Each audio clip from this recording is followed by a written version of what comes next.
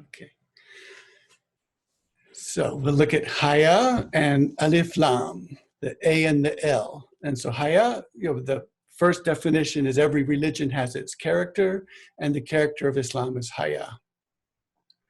So we'll look at three ways that Ibn Arabi looks at this word Haya, this concept. He has a chapter where he has 3 paragraphs pretty much, and it is the 3 kinds of Haya and what happens with them. And so that's how this whole session started. Okay, so back to some more, I guess, personal background. So when I was a kid, my favorite books, as I mentioned last time, Frankenstein and The Count of Monte Cristo. And so what these books have in common, the reason I read them so often, is that I too was asking the same question that the monster and the count were asking. And if I could say that that question is, who will see or look past my exterior? Who will look past my exterior, whether wretched like the monster or magnificent like the count, and see the goodness inside? Who will recognize me, whoever I am and wherever I am? And so the key place in the book for Frankenstein is the first time that his creator sees him. I beheld the wretch, the miserable monster whom I had created. And so this is the monster who has just been created and is seen as ugly, and his tender heart inside is not seen.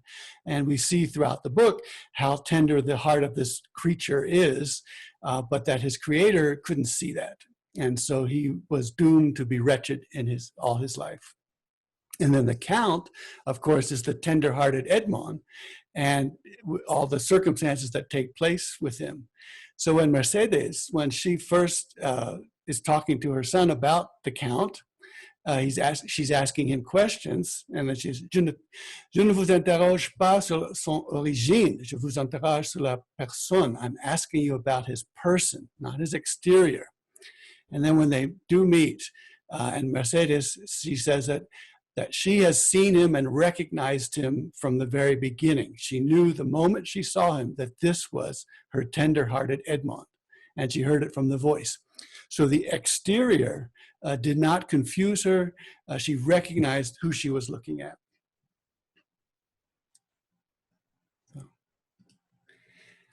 So this desire of the creature to be recognized, to be seen for the true tender heart that's hidden inside, to be recognized, this one comes out later. Let's look at this at the bottom here. The am I not your cherisher? So unlike the situation with Frankenstein and his monster, we have a different situation. In fact, it's almost a foil to the one that we have. So am I not your cherisher? The first sight that we have when we are brought into being is the sight of a face looking at us with pure delight and joy and saying, am I not your cherisher? Am I not the one who raises you, who brought you out of darkness into the light, who brought you from nothing to being? Am I not this cherisher for you? And of course we say, yes, you are. And then after that, in pre-eternity, there is the pressure of the womb, the tunnel, and the light. And if one is fortunate, one enters through this tunnel into another world, into this world, and sees the beaming, radiating face of another cherisher, the mother cherisher. And this is the mother cherisher, or it may be the Mother Earth is the cherisher. So for those who don't have the mother cherisher, they'll have the Mother Earth cherisher. And then the second time this will happen, or the third time, there will be the pressure, and this is the pressure of the grave. And there'll be a tunnel, and there'll be a light. And if one is fortunate, the first thing they see when they exit this tunnel is the beaming and radiating face of their guide.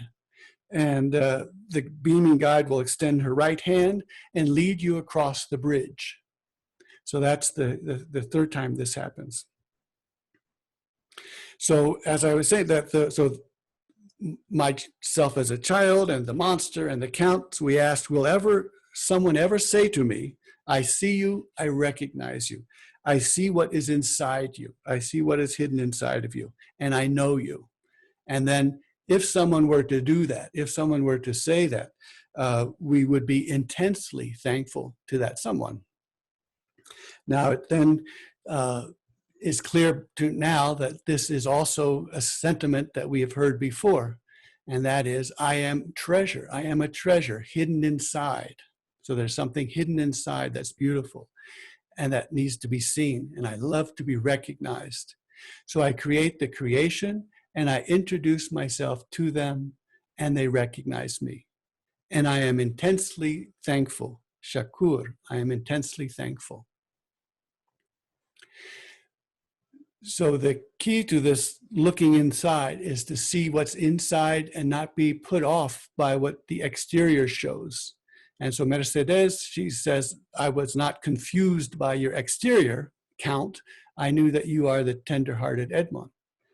And so this seeing that what is on the inside is saying that what's on the outside is not a distraction and is not something bad or mean or despicable.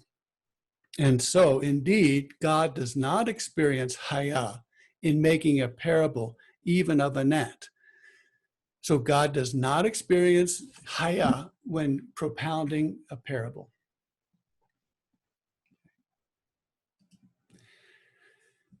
So Ibn Arabi explains, he clarifies for us that is, he does not give up making a parable with the lowest and the most mean, the worthless, the lowest and most worthless according to the ignorant person, because it is not worthless to God.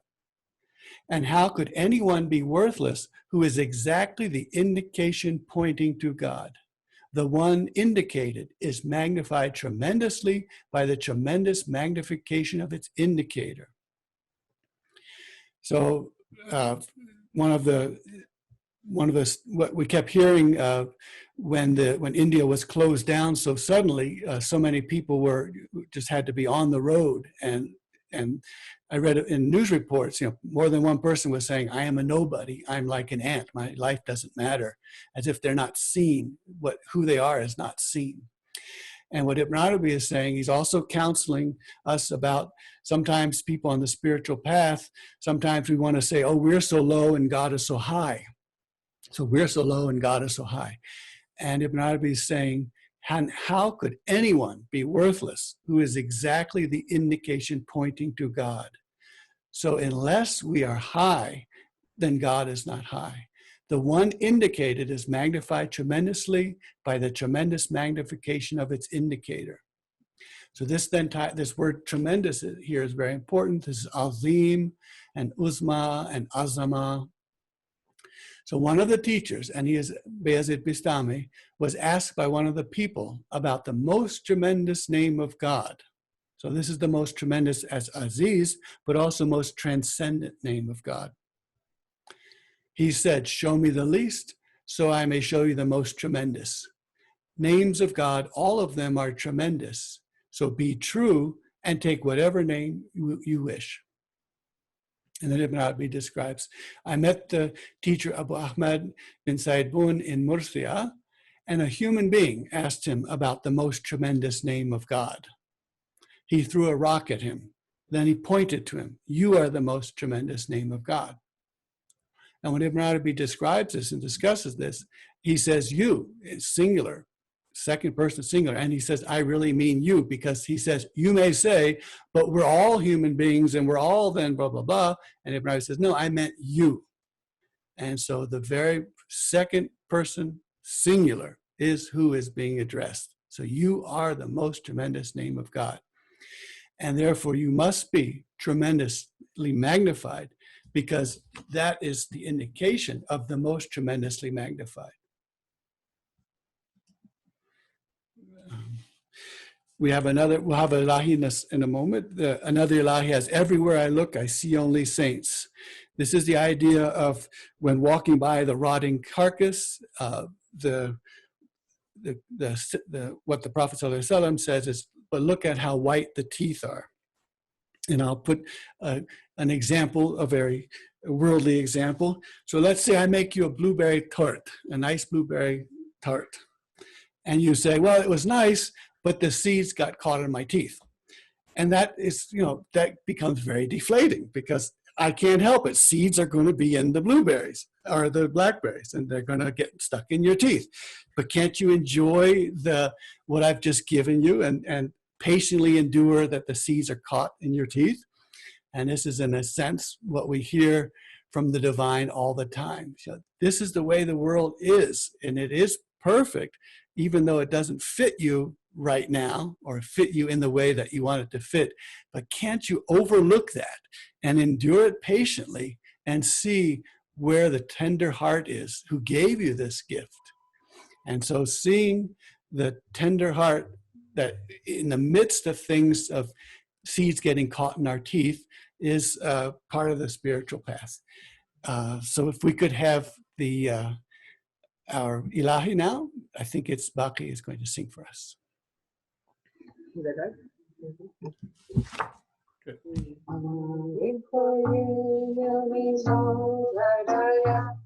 The essence of reality so that I want to be everywhere I am. I see the holy presence of my soul, life of my life. High everywhere I look, I see the holy presence of my soul, life of my life. Nothing exists that fails the face of truth. This is the teaching of every mystic God. Everywhere I look, the final exists as universal light, as universal light. High everywhere I look, the final exists as universal light, as universal light. Thank you. Well, Ibn Arabi has a story about the Sufis who were flying through the air. They were either on their jannamas, their flying carpets, or they were walking on air. But as they were flying, one of them sees a nice meadow, beautiful green meadow, and says, wouldn't that be a nice place to pray? And at that moment, he no longer could walk in the air. And that's because this is based on the meanest things, or the things that seem to be so paltry or despicable and so on. We think often that we should be in a better temple or a better mosque, or we should have better clothing or something like that. And what we talked about last week was the idea when the moment of prayer comes, that's the moment for prayer. And you don't say, well, I'll disregard this moment of prayer and I'll keep walking till I get to a nicer temple or a nicer mosque or a nicer place. Or I'll disregard this call to prayer and I'll get my clothes to be better because I should have nice clothes when I go to the mosque. And the response to this, the spiritual response, is when the moment for prayer comes, that's the time you pray. In whatever place you are and whatever clothes you are in. Because there's no place which is mean or paltry or despicable. Every place is exactly a place which indicates that this is the place where God will be meeting you for the prayer. And the one who looks at you looks at your insides. So we don't say, well, I'll delay having this, or I won't be able to have a great spiritual encounter with the divine unless I'm more pious or more spiritual, or I've done more things, or I've done more work, or done something. And the answer is, no, this is the moment. And then the one who loves you looks to your insides. So, now the second part of Haya then is covering up faults. And so this is the story when the old man comes to on the day of judgment, and God asked for him for a judgment or a cumulative evaluation of his life. And he denies, he said, because you've done these habitual things wrong and you've made these offenses. And he says, no, I did none of that. So he denies completely that he did anything faulty or any slip-ups or any errors or any offenses. And then God says, in a sense, okay, says, affirms that that's the truth and tells the angels to take him off to the garden. And the angels who are supposed to allocate his new house in the garden based on his deeds are confused about how they're going to do this with him having denied all these things that he did wrong. And God says, it says, so they ask him, don't you know that he did these things? And God says, yes, I know he did those things. But when he said it and wanted to say that he didn't do them, I felt Haya. I felt this sense of embarrassment that I should call his white beard a lie. So this Haya, this sense of embarrassment, is what covers up whatever he has done. This Haya is also seen, we had that in the scene, in the courtroom scene, when the person is on the dock and is being accused of something. And as he's being accused of what he did, he thinks back and says, you know, had God turned to me, I would have turned to God and repented. And then God thinks, had I turned to him, he would have repented. So there is an embarrassing pause, and this is Haya. So Haya is covering up the fault that was done.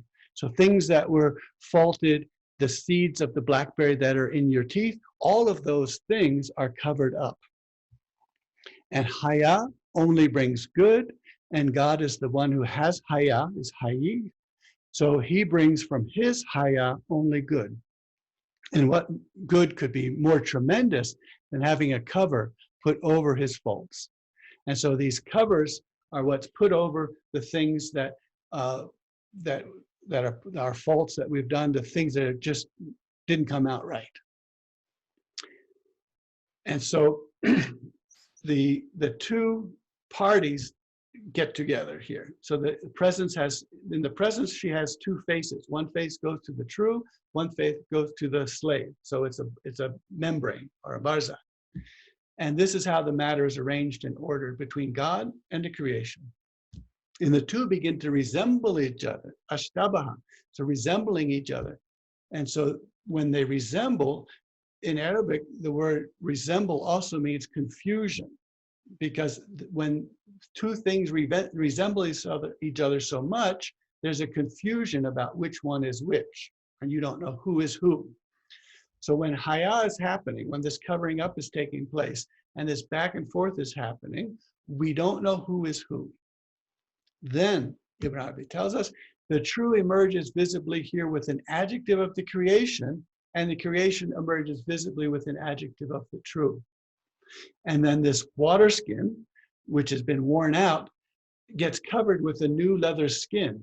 And that water skin, the old water skin, and the new leather skin match each other, become to match. And so it's like layering shirts, a shirt on top of a shirt, layering. Thus he envelops him, and he neck embraces him, while God is independent of the worlds. So then emerges visibly the Lam Alif. So this is where the Lam Alif comes in, as this particular figure. And the Lam Alif has a knot, and that knot holds them together at the base, and has a Rabat, has a fort and a fortification and a linkage and an anchoring, which holds them together, keeps them where they are. And they take covenants and binding obligations. So Aqd and Rabat are all things that human beings do to their, for instance, their teacher, and we do to the divine as a covenant. And so this becomes a covenant between God and his slaves, that you do this and I'll do this and I'll protect you. And it's the same taking the hand of the teacher. You do this, you do that, and you will have protection. And so he says, so fulfill completely my covenant, and I will fulfill completely your covenant. And God speaks of you, and who is the guide of the way.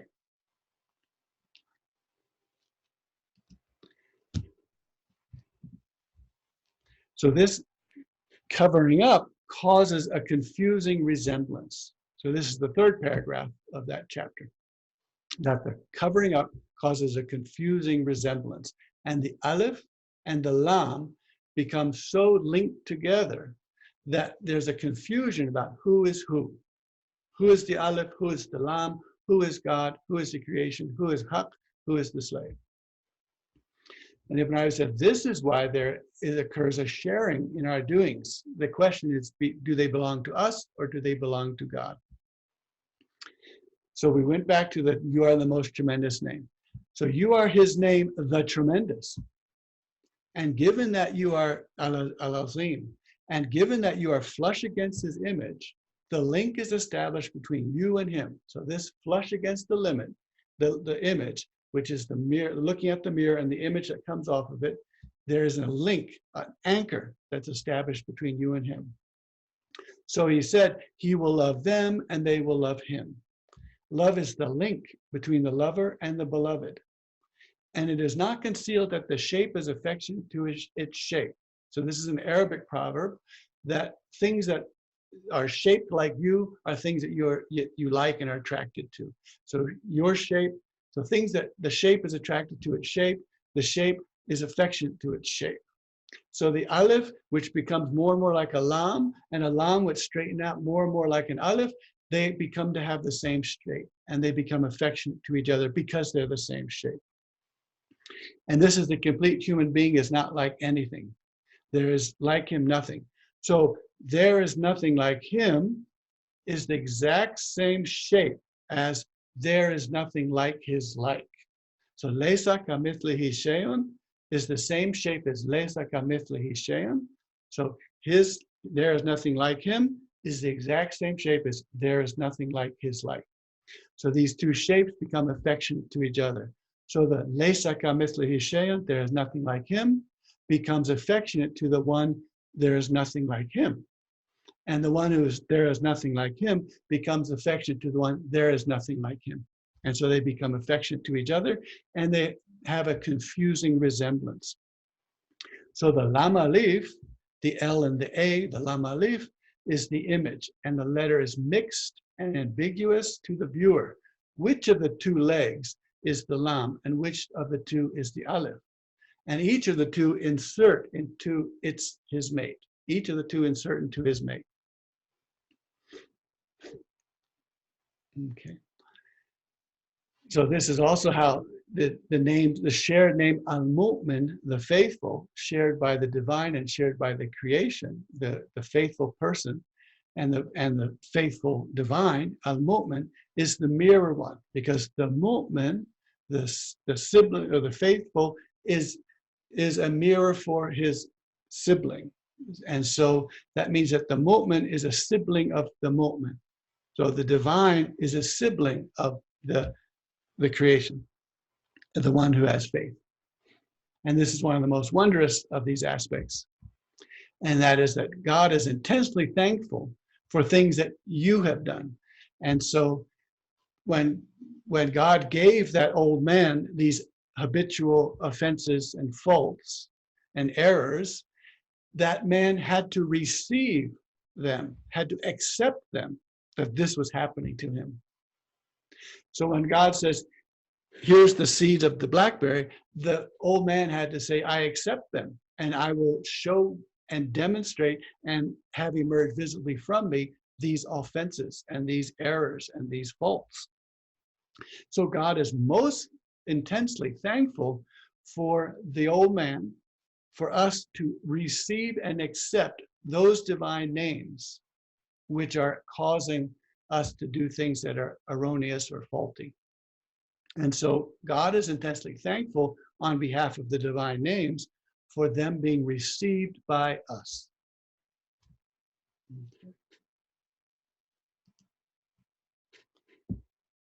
So let's have Omar recite these verses, and then we'll look at them in translation. So please, Omar.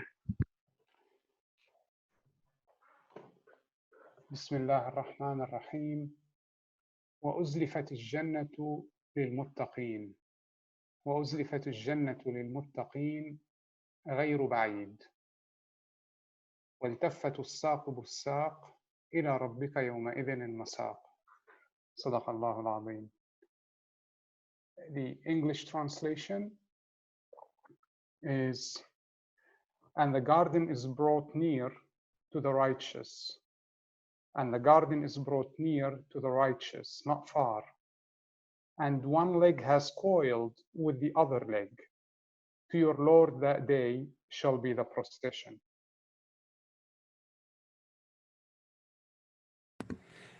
Thank you. So this word here, uzlifat, is from zulfa. So zulfa and is also Muzdalifa, the place Muzdalifa.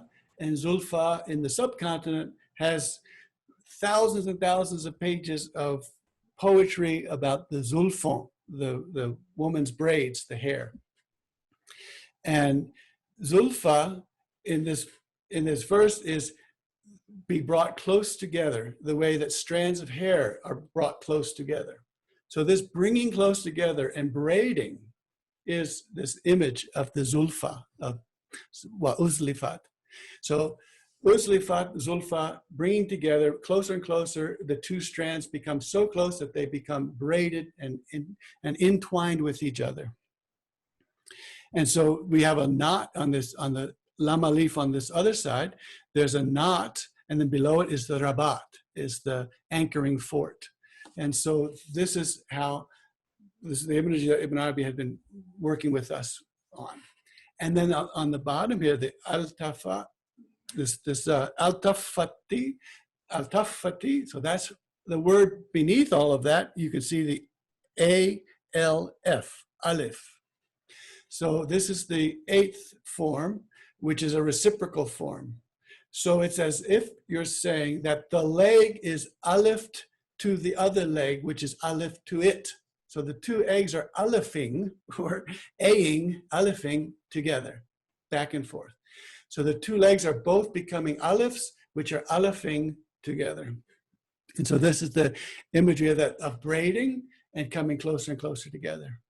And in this place, this is when Ibn Arabi is opening treasure troves, which are absolutely amazing descriptions, but let's just read one of them. So he opens this treasure trove. So I opened her, and lo, in her were images of loving coiling, the loving coiling of spirits around bodies, and the loving coiling of spirits who love and are beloved, and the loving coiling of the two limbs, one coiled around the other, and the loving coiling of the lam to the alif, and a meaning of his word, one leg coiling with another leg, and the loving coiling of the two annexations. For example, X is the child of Y.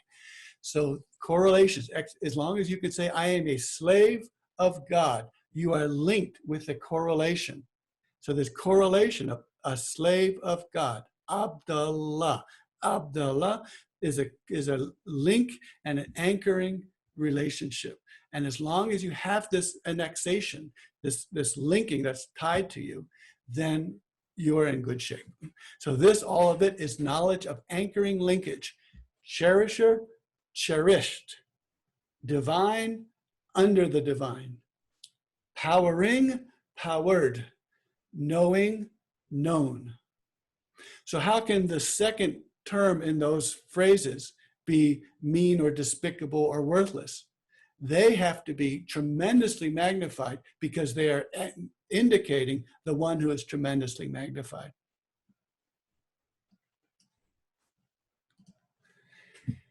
So the nekka brace of the alif, utterly intimate, and the lam, like two lovers floating through the years like a dream.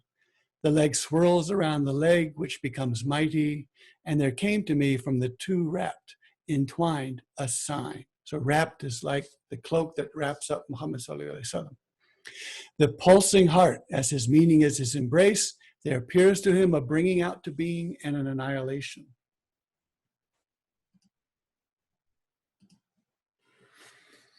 So the reds are negative and the blacks are positive. La ilaha illallah. This is the presence of creation and creator. The word la comes out twice in negation, the two black ones, and twice in negation, the two red ones, and twice in affirmation, the two black ones. So negation, positive, negation, affirmation. So these are, of course, the lam alif wrapped together. And then the way that the alif and lam, Ibn Arabi says every al, which means every the, so every determinative noun, al, A-L, is transformed into be, kun. And so he explains this way. So you see the Alif and the Lam. So the Alif is there and the Lam is there. And the Lam, you can see, has this big ink pot. So the ink pot imagery is the Nun. So you see the next letter here is the Nun with the dot. So that ink pot, the pen dips into the ink pot and writes letters. So do we see the sexual imagery? The pen dips into the womb, the ink pot, and writes letters. And these letters then become the children of the ink and the pen. And the Nun, as we know, the woman is complete, Eve is complete. And so she has within her, she has the Alif.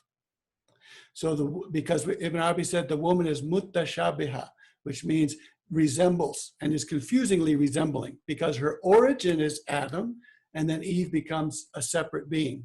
So she is at root male and by happenstance female. So Eve is male female complete. And so the Nun, the womb with the Aleph, is the complete human being. And so this Aleph then, every dot, when you go like this, it becomes a line. So the dot that is this Aleph in the Nun becomes a line, and Ibn Arabi says that line slides up to the Aleph over here and gets this figure here, kun. So you have a K, kun, and then the womb, the N, na. And in the middle, inside, inserted in the womb is the Wav. So Wav is inserted into the womb. And so, and if you're getting a little shy like I am, that means you're seeing the picture the way it is. So that's how al goes to kun. And then the two move. So kawwana is the two of them move or are vocalized, harakat. And when they are stilled, when they're done, they are kaun. And kaun is this last word right over here, which means the existent being. So the child produced from the kawwana is kaun. Okay.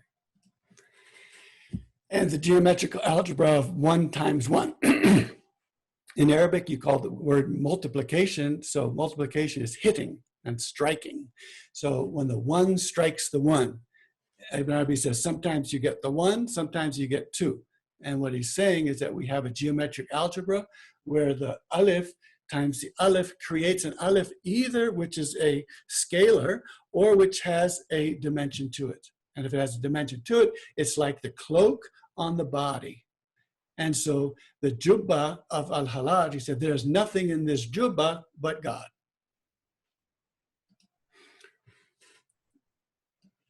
And now we'll look at that green cloak. So this is Hamid Anwar will sing for us here. Salatu Allah, salamu Allah, alayka ya Rasulallah. Salatu Allah, salamu Allah, alayka ya Habiballah. Deep within my heart, the vast pressure of love, transforming me into clear diamond. Tears from your eyes, oh mercy of Allah. All creation floods with this love of Rasul. Delight of Allah, peace of Allah, be with you, beloved of Allah. Glorious one, praiseworthy one, Ya Nuruddin, Sheikh of Islam. Your fragrant cloak, greenest of the green, is worn by your friends and kissed by your saints. Ashki Muhammad, passion in love, Ahmed Mustafa, like blood of love, merging with Allah, subsisting in Allah, emerging as Allah, Rasulallah, vessel of the light, nectar of Ali, Ya Nuruddin, Kutub of mystery, Ya Nuruddin, axis of reality, Ya Nuruddin, Kutub Kutubal-Din, Ya Nuruddin, Gnostic master of the dream.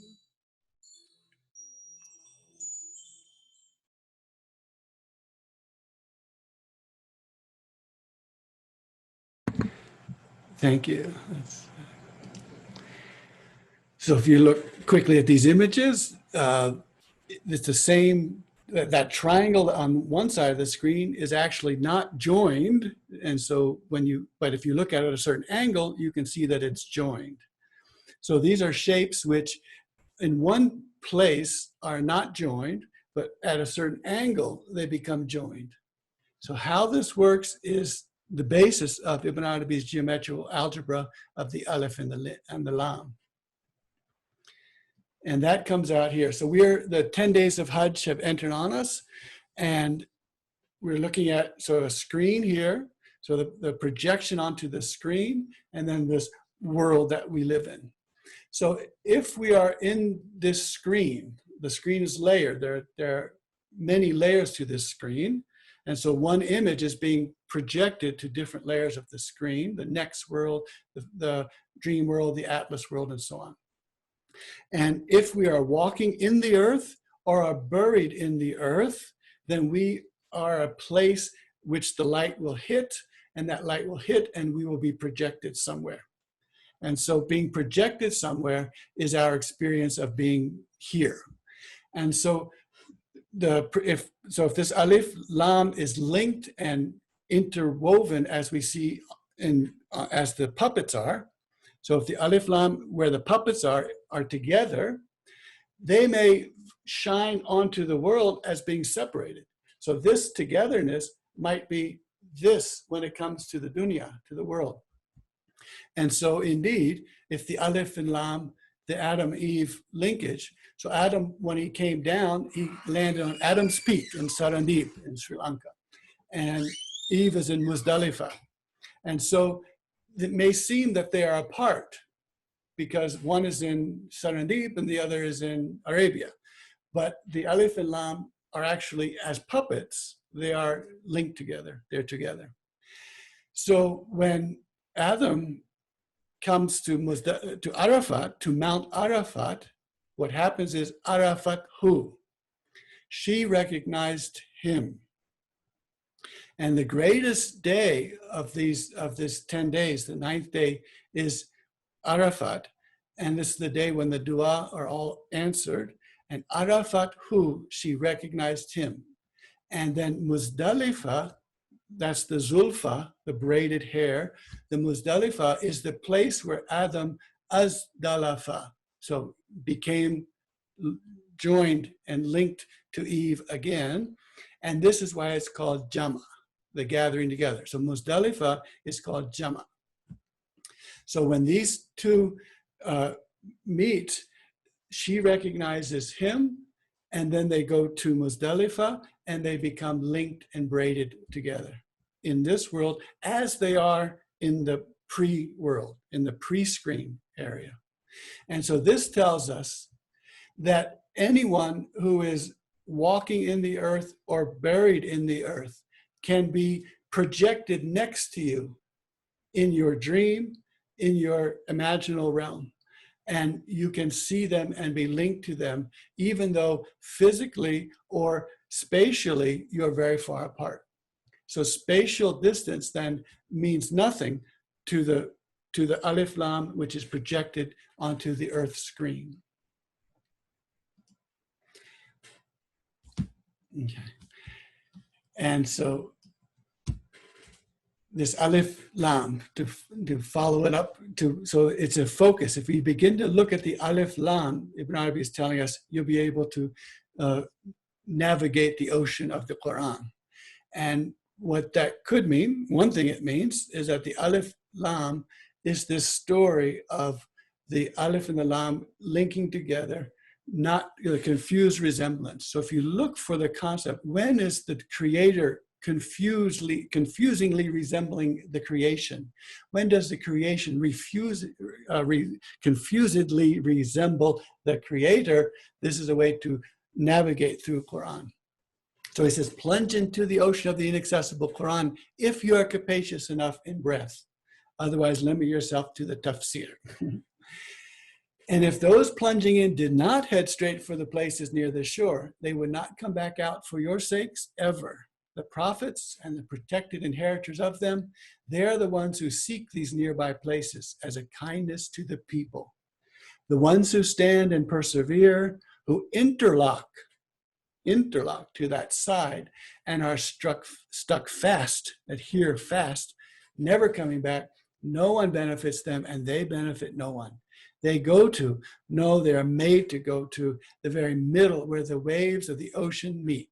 They drown in there forever, never coming back. Well, some are towed back, and some, you may have a situation where we see those who have been in the middle of the ocean drowning, sometimes they get towed back and brought back to the shores, where then they are helpful to themselves and to others. Because in the middle of the ocean, they're useless to themselves and useless to others. So when God give you success, plunge into the ocean of the Quran, seek and pursue the shells of these two sapphires, the Alif and the Lam. And this, pursue the shells of these two sapphires, the pair of shell valves, so this is the shell valves, which are open to disclose a kind of flesh. Okay, that's the oyster, and then pearls are found. So the friction that happens inside the two shells creates a pearl. So the blackberry seed that gets stuck in your mouth and your teeth can create something, can create a pearl. So if we can accept the sand inside, its friction and bothering us, if we can endure that patiently, then we can have a pearl.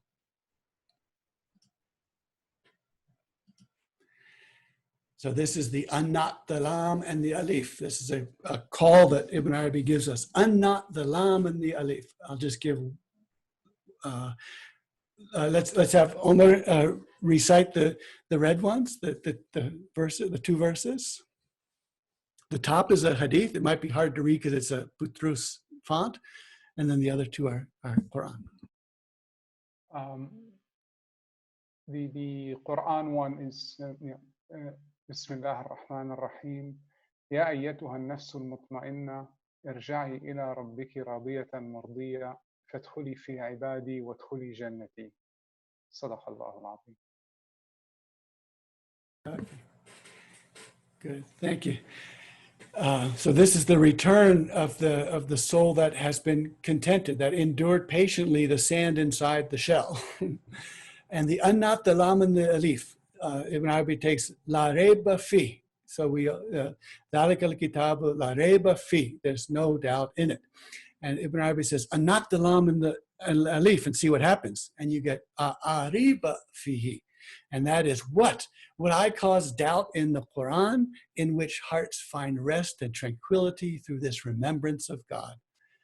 So the heart that finds rest and tranquility, those with faith, and those whose heart are tranquil, and that's where we get mutma'ina, through the dhikr of Allah. Is it not that through the remembrance of God, hearts find rest and tranquility? So when we unknot the lam and the alif, and then God says, what would I cause doubt in the Quran, which is there so that your hearts could find rest and tranquility through dhikr of Allah? Okay. And so unknot the lam and the alif. So that poem that the passage that we looked at, the 3 paragraphs of the 1 chapter, the poem is this one, of that Haya chapter. Yes, indeed, Haya is a key to a door entering on God. And indeed, my secret heart towards this opening is an opener. So if you open, you will see a light with which who illuminates a face so beautiful. Above this face, the light intensely apparent. It is as if he were in the light blocking of the night, if your 2 eyes view his image, a lit dawn and a lit lamp. And if you remember that when I mentioned that dream last week, this of the all light, all black, all light blocking all light. And then this is through Haya. So bring him back. So Ibn Arabi has this one from Quran. Bring him back. He cannot bear to be apart from me. And I am the one I love. And then he says, I am my darling boy. I am my beautiful girl. You, precious gem, blessed. Look into the mirror and see me. So this is the unknotting of the Lam Alif, which is the unbraiding of the Lam Alif, so that one can return. And then there's also the return back, where they link back up again and off again. So Adam and Eve leave the garden of closeness, fall one on the southern deep, one falls into Arabia. Then they link, they find each other. She recognizes him, and they find each other, and they link and braid each other in Muzdalifah. And then there could be the unlinking, unknotting, unbraiding of the Lam and the Alif, in which case then it returns. Because the last day of these 10 days is the Eid, and Eid means return. So after Arafat, when she recognized him, they go to Muzdalifah and link and braid, and then there's the Eid, the return. They have returned to each other.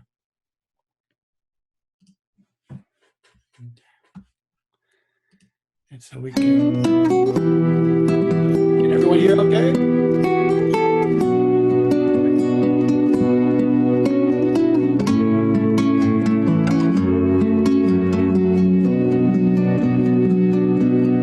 Nothing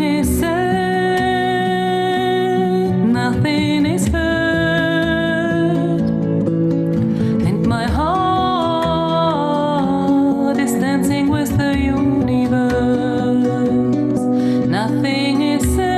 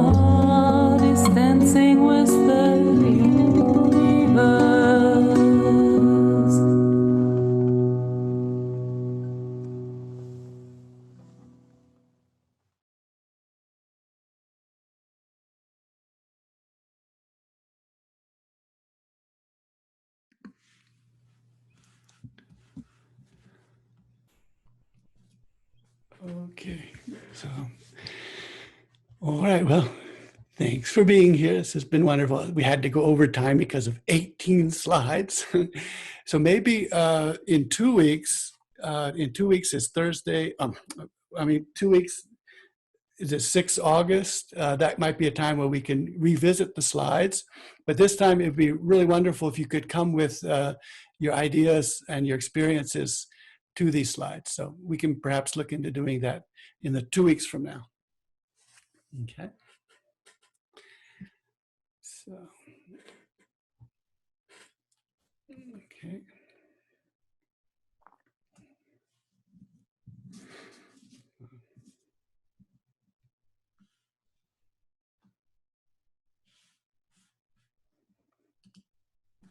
Thank you so much, Shoaib. Thank you. Assalamu alaikum wa rahmatullahi wa barakatuh. Assalamu alaikum, dear ones. I just wish to wish everyone Dul Hajj Mubarak, and of course the coming Eid next Friday, inshallah, which I think is when we have for me it's Friday. I am from London, UK, so hopefully see some of you on Eid Day. Eid Mubarak. Assalamu alaikum.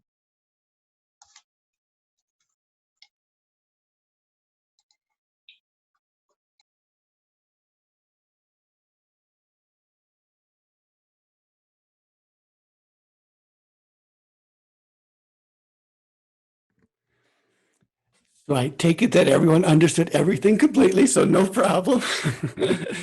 You all know how to seek the sapphires in the Quran. You look for the Alif and the Lam, and then you find everything.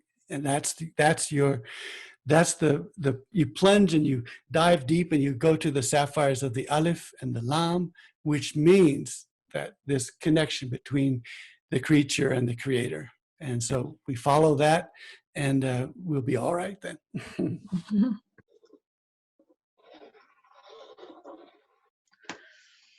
Eric, could I ask a question? Are you taking questions now? Yes, please. Okay. I wanted to just ask about how in all of your presentations you're looking at constellations of meanings. I guess that would be a way of describing it, and so that all of these things are present at the same time when you're thinking about one of these aspects. So certainly for most of us, it's sort of too much to carry, and yet all of those things are always there, and somehow we want to not have it be too much. So how do you deal with that in yourself? That on the one, when Ibn Arabi is talking about letters, and he describes page after page every earth that the letters come through and every sky that the letters come through, and you just think, you've got 3 pages of where this letter has come from in order to get to a written letter or a spoken letter, and you think, boy, at that point you don't want to say too many words because this is a lot of process behind there. So there is really no end to what went behind all of these things. And so but the only way that I can understand any of these things and that's why I was mentioning is I go back to what effect it had on me as a child and as an adult and so on. And so learning about this special hadith Qudsi, that I am a treasure which is hidden, and you think, okay, no wonder, since that just already it just appeals so much. I understand that so deeply, that of course then it explains why when I was 10 years old I thought these same things. And I thought, because this experience of knowing that there's something special hidden inside of you and that people are not seeing it. So this becomes both, my problem, the monster's problem, the count's problem, and God's problem. And so, in a sense, by seeing that it's all of us have this same problem, this is one way to see what we kind of say different levels, let's say. So, you know, there's the divine level, and then there's the human level, and then there's my personal childhood level, and then there, all of these things going at once. Yeah, but I mean, it's the connections that are so beautiful. Reason I can read Ibn Arabi, you know, thousands of times, read the same chapter 1, and each time it's like doing a New York Times Friday crossword puzzle. It just all comes out and everything is there and it's all connected. And you see this led to this and that led to that. And so Arafat, who? She recognized him. No wonder the day of Arafat is the greatest day. So Ibn Arabi says of all the days, the greatest day is the day of Arafat. So that's Arafat, when she recognized him. And she is also the ayin. So when our entity recognizes who, Arafat who, that the she, the entity, recognizes who. And so when the she recognizes who, then the whole circle has been complete. I am a treasure that is necessarily concealed and hidden, but I love to be known and recognized. So. Thank you. Great. Can I ask a question as well? What you were saying about the Lam Alif and how they are intertwined and how they rely upon each other in some ways. Is this linked to the concept of the Rabb and the Marbub, the Lord and the one who is the subject of the Lord? Right. So yeah. So there are three ways of looking at that. The one is that the confusing resemblance, and so we don't know, is God doing this or am I doing that, or is God doing it or is I am doing that? So that's a confusing resemblance, and then there is the if God is to be tremendously magnified, then I must be tremendously magnified, and so if God is going to be Azim, then I have to be Azim because I am the indication of God. And therefore, you throw the rock at the guy are the most tremendous name of God. And then third, power, powering, cherish, cherisher, cherished. And so Rab, Marbub. Yeah. So this is how, when the two begin to link this way, then one of them is the cherisher, one of them is the one being cherisher, but we don't know who is who. But what it does is it elevates and valuates and gives us great valuation that we are cherished. And so if we are cherished, then we must have a cherisher. And so this is the anchoring link. So Ibn Arabi says, if all you do is hold on to the correlation, the ifadat, and so this correlation, the child of X, child of Y, I am the cherished of the cherisher. So in my name, I have the cherisher. And so that's why in the story about the sneeze, when someone sneezes and says, Alhamdulillah, Rabbil Alameen, and the person accuses him of being spiritually deficient by saying, how can you put the Alameen, the worlds, with the Rabb, in the same sentence? And so the answer that is told is that when the new and the old come together, you can't see any of the new, it's just the old. But when the old comes to the new, all you see is the new. And that's the Khalifa. So when God acts behind us and strikes Adam, you no longer can see God. All you see is Adam. And so that's the Khalifa. So this is how they're all of them are linked. And so all of these histoires, these accounts can be told with the Alif Lam and the correlation and the cherisher, cherished. Yeah. So can I ask a question? Yeah, Ali Rahman. Yeah. Thank you so much, and salam alaikum, everyone. Could I, what comes to me as imagery in our body is that, how our body left and right crosses. And then, of course, we have the two right brain and left brain crosses. But the crossing that scientists, they looks like that it happens in the brain.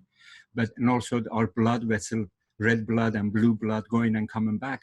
But both of them really connects at the SA node, which is in the heart.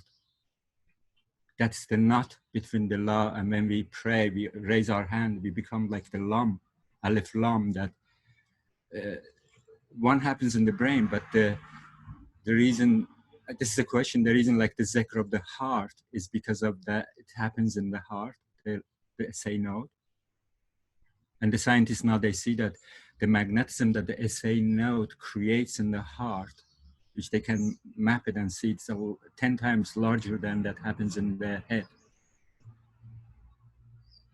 Is that the correlation of Alif Lam in our body? Yeah, no, that's beautiful. And then if you think about magnetism and poles, the pole, the pivot, and the magnets, and how that makes rotations and revolutions and all of that. Yeah, and then the heart, then is the rabita, is the fort, anchoring fort. So the Alif Lam go like this, and they have an anchoring fort there that holds them together and keeps them from flying off and unknotting themselves. And if I was talking with Omar a few days ago, in the subcontinent, and I think it must be the same way in Persian speaking, the zulfan, the braids. I mean, how much poetry, how much ink has been written about that whole, what that means to braid and then to unbraid, and what happens when the woman unbraids her hair. So we don't want to get into that. It's way too sexual. So, but that's certainly the Alif Lam. So you say that SA node is where in the heart, that's where the knot is then, would you? Yeah, so the knot is then in the heart. The aqd, the knot is in the heart. And so this also then connects to the aqd is also that covenant that we take. So we take the covenant with the cherisher, we take the covenant with Mother Earth on the second one, and then the third one we take the covenant with the guide. And the teacher, the guide, is the one we take the third covenant with, and that's the one that says, I will be the one who reaches my hand to you in the middle of the ocean and tow you to the shore. And I'll be the one that will bring you back to where you need to be. So that's the knot of, so without that anchor, we just drift. But the guide is the one that knots us and helps us have a rabbit, this fort, an anchor for us. Thank you.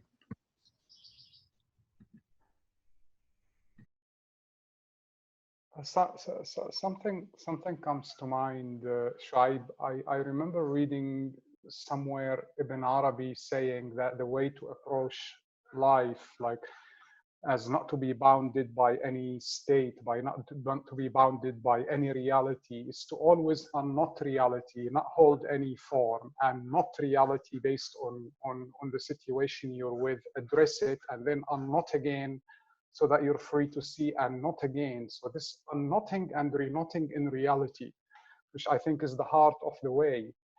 Does that correspond to the Alif and Lam? Is there a correspondence there? Yeah, because the Alif Lam, so not only the braid imagery tells us that these are multiple coilings, but also that they are meant to be removed and returned, removed and returned.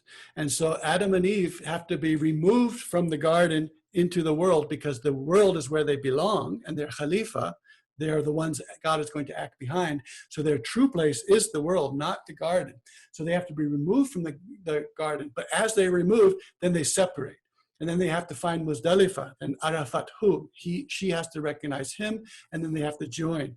And then, but also to have things happen, they also then have to separate again. And so the al goes to kun, which is the ultimate in jama, in jima and sexual union, and then that creates kun, which is a separation, and then that kun, it goes back to al, the, so you have the determinate noun and the imperative be, and we are forever fluctuating from in a determinate noun, which seems stable, which then breaks up into the imperative be, in which then it is, and then the moment it is, it has to break up again into the imperative be.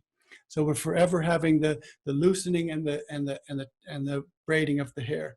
And so in the subcontinent, there's something that when the woman is braiding her hair, and there's something when she's unbraiding her hair, and it has a meaning to them, to her mate who is looking at her at that moment. So we'll leave it at that. But yeah, that's definitely the Alif Lam.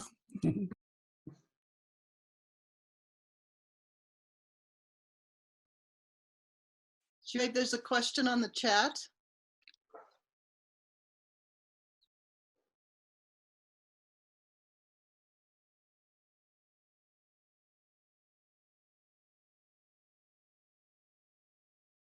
Yeah, and yeah, Nasri is bringing out the idea that many ayah end with the two ALs, the al.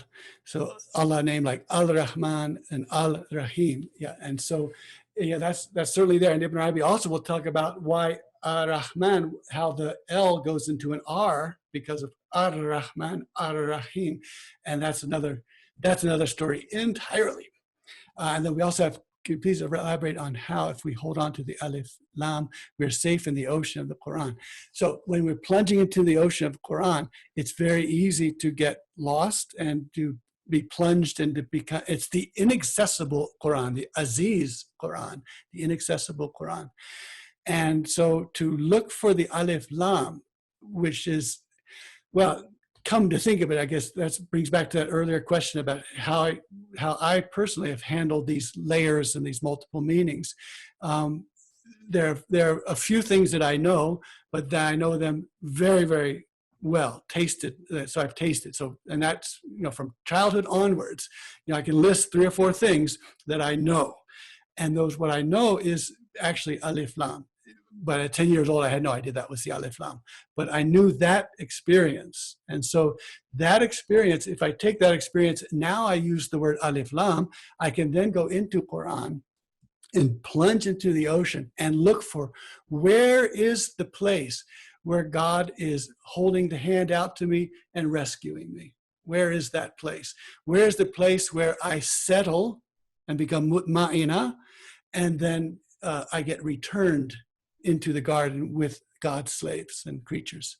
And so that is the key, that you find what you know, and then you take that, what you know will be some aspect of Alif Lam, and you'll take that into Quran, and then the Quran is speaking to you, because you're asking not, for cliff notes on how many things are being talked about or what the topics are. You're asking, show me the place where God is rescuing me.